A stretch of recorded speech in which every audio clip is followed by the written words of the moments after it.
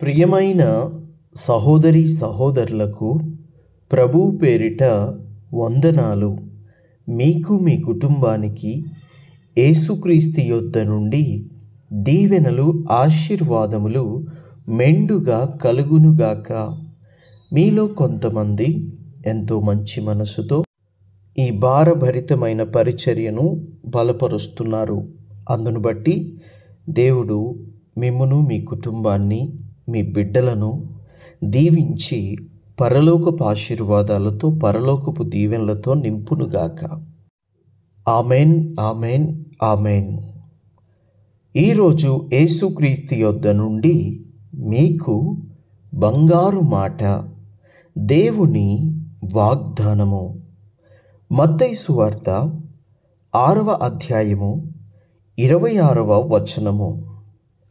ఆకాశ పక్షులను చూడుడి, అవి విత్తవు, కోయవు, కొట్లల్లో కూర్చుకొనవు, అయినను మీ పరలోకపు తండ్రి వాటిని పోషించుచున్నాడు. మీరు వాటికంటే బహుశ్రేష్ఠులు కారా?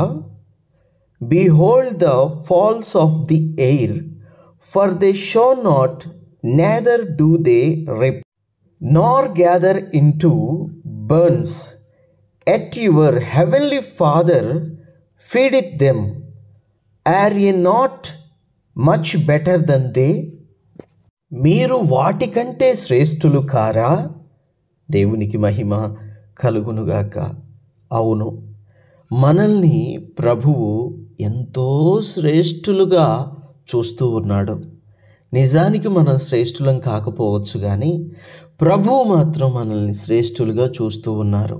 దేవునికి స్తోత్రం కలుగునుగాక. భూమిని, ఆకాశాన్ని నోటి మాటతో సృష్టించాడు దేవుడు. ఆకాశ పక్షుల్ని నోటి మాటతోనే సృష్టించాడు దేవుడు. జలమును, జలములో ఉన్న జలచరములను దేవుడు నోటి మాటతోనే సృష్టించాడు. మొక్కలను, విత్తనములను దేవుడు నోటి మాటతోనే సృష్టించాడు. కంటికి కనబడుచున్న ప్రతిదీ కూడా మాట ద్వారా సృష్టించబడింది. కానీ ఒక్క మనిషి మాత్రమే ప్రభువైన దేవుని స్వహస్తముల చేత మట్టిలో నుండి, మట్టి ద్వారా, మట్టి వలన, ప్రభువు దయ వలన చెయ్యబడి ఈరోజు మనిషిగా మారాడు. దేవుడు మనిషిని ఎవరి రూపములో చేశాడు? మన పోలిక చొప్పున అని రాయబడి ఉంది. దేవునికి స్తోత్రం. దేవుడు తన పోలిక చొప్పుననే మనిషిని చేశాడు. ఈరోజు నీ పోలిక ఎవరి పోలిక, నా పోలిక ఎవరి పోలిక అని మనం ఆలోచిస్తే, మన పోలిక దేవుని యొక్క పోలిక, మన పోలిక ప్రభువు యొక్క పోలిక. మన పోలిక, మన రూపము, మన దేహమంతయు కూడా ఎవరి రూపము అంటే దేవుని యొక్క రూపము. దేవునికి మహిమ కలుగునుగాక. కాబట్టి నీవు నేను ప్రభువు దృష్టిలో ఎంతో శ్రేష్ఠులము. కొంతమంది ఇళ్లలో చూడండి, నా కుమారుడు నా పోలికే, వాళ్ళ అమ్మ పోలికలు రాలేదు అని నాన్న మాట్లాడతాడు. కాదు, నా కుమారుడు నా పోలికే, వాళ్ళ నాన్నగారి పోలిక రాలేదు. వీడంటే నాకు ఎంతో ఇష్టం, ఎందుకు? నా పోలికలతోనే పుట్టాడు అని తల్లిదండ్రులు మాట్లాడుకుంటారు. వీడు మా నాన్నగారి పోలిక, లేదు వీడు మా అమ్మగారి పోలిక అని ఎంతో ముద్దుగా తన పిల్లలను బట్టి వారి తల్లిదండ్రుల పోలికల్లో పుట్టారు కాబట్టి, లేదా వారి పోలికలలో వారు ఉన్నారు కాబట్టి, లేదా వారే కన్నారు కాబట్టి వారిని ఎంతగానో ప్రేమిస్తారు, వారిని చూసి మురిసిపోతారు, ముచ్చటపడతారు. దేవునికి మహిమ కలుగునుగాక. ఈ వాక్యం వింటున్న పిల్లలారా, మీ తల్లిదండ్రులు మిమ్మల్ని చూసి ఎంతో మురిసిపోతారు కనుక మీ తల్లిదండ్రుల వృద్ధాప్యమందు మీరు మీ తల్లిదండ్రులను పట్టించుకోండి, వారికి ఆహారం పెట్టండి, వారి మాట వినండి, వారిని గౌరవించండి, వారిని ప్రేమించండి. వారిని ప్రతి విషయంలో కూడా పసిపాపలలాగా చూసుకోవాల్సిన బాధ్యత మనందరి మీద ఉన్నది. ఎందుకంటే ఈరోజు మనము మన తల్లిదండ్రులను జాగ్రత్తగా చూసుకుంటేనే రేపు మన బిడ్డలు మనల్ని జాగ్రత్తగా చూసుకుంటారు. సరే, చూసుకోవాలి కాబట్టి కాదు, కానీ వారు చూసుకున్నా చూసుకోకపోయినా నీ బాధ్యత ఏమిటంటే నీకు జన్మనిచ్చిన తల్లిని తండ్రిని చంటి పిల్లలలాగా చూసుకోవడము, వారి అవసరతల్లో వారి అక్కరల్లో నువ్వు పాల్పంచుకోవడము, వారితో ప్రేమగా మాట్లాడడము, ఇది నీ బాధ్యత.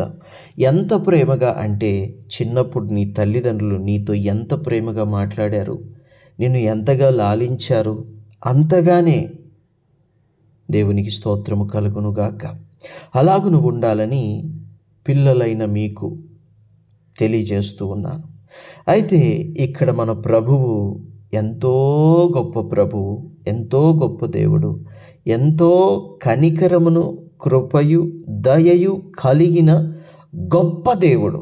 దేవునికి స్తోత్రము మహిమ కలుగునుగాక. దేవుని బిడ్డలారా, భయపడకండి. ఎలా బ్రతకాలి, ఎలా జీవించాలి, ఈఎంఐలు ఎలా కట్టుకోవాలి, ఈ ఖర్చు ఎలా, ఈ స్కూల్ ఫీజులు ఎలా, ఈ కాలేజ్ ఫీజులు ఎలా, ఈ మెయింటెనెన్స్ అంతా ఎలా అని చింతించకండి. కానీ ప్రభువునందు విశ్వాసం ఉంచి ప్రార్థన చేయండి. ఆకాశ పక్షులను మీ దేవుడు పోషిస్తున్నాడు. గమనించండి, ఆకాశ పక్షులు ఏ రోజు కూడా అవి భూమిలో విత్తనాలు నాటలేదు, ఏ రోజు కూడా అవి కోత కోయలేదు, ఏ రోజు కూడా అవి కొట్లల్లో కూర్చుకోలేదు. కానీ ప్రభువు వాటిని పోషించుచున్నాడు కదా. వాటిని పోషించుచున్న దేవుడు నిన్నెందుకు పోషించడు? నీవు ఆకాశ పక్షి కంటే, గాలిలో ఎగురుచున్న పక్షుల కంటే శ్రేష్ఠుడవు, శ్రేష్ఠురాలివి. తప్పక దేవుడు నిన్ను పోషిస్తాడు. ఆయన స్వహస్తాలతో నిన్ను చేశాడు.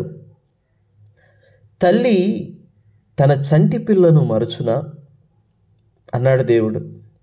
ఒకవేళ వారైనా మరచుదురేమో, కానీ నేను నిన్ను మరువను, నేను నిన్ను విడువను, ఎడబాయను.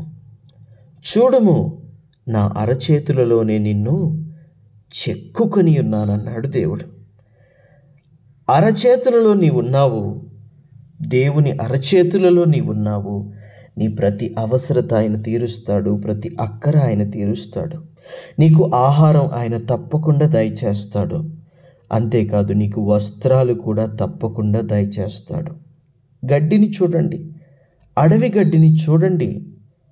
అవి నేడు ఉండి రేపు పొయ్యిలో వేయబడతాయి. అలాంటి అడవి గడ్డిని దేవుడు సొలొమోను కంటే శ్రేష్టముగా అలంకరించి ఉన్నాడు.